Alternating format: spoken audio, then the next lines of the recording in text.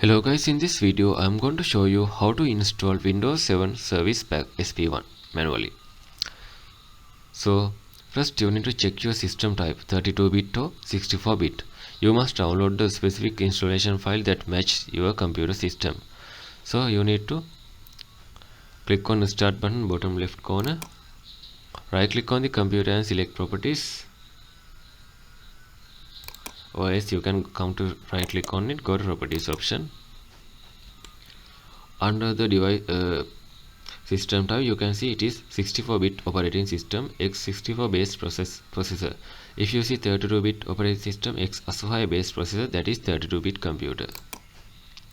So second method is you need to download the SP1 package from the Microsoft Update catalog. So first you need to open the Microsoft Update catalog, go to your browser, type Microsoft Update catalog, hit enter, tap on the Microsoft Update catalog.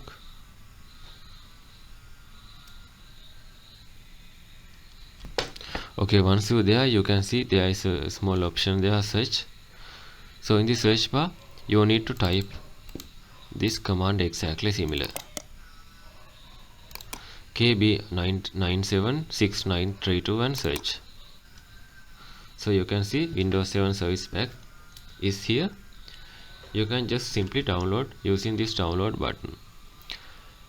So if you have 64-bit PC, look for the Windows 7 64-bit version. So this is for the 64-bit and this is also for the 64-bit,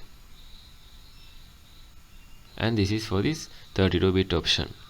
So if you have 64-bit, you can download either this one or this one.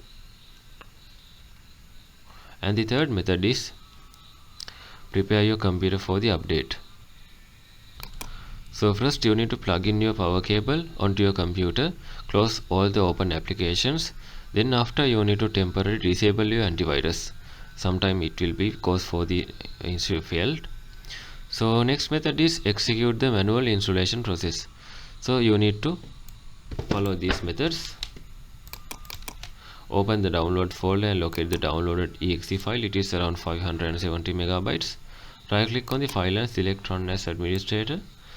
The installed Windows 7 Service Pack 1 wizard window will be loaded. Click on next. Check the box that says automatic restart for the computer. Machine will be restarted multiple times. Then click on install option. This is how you can install that.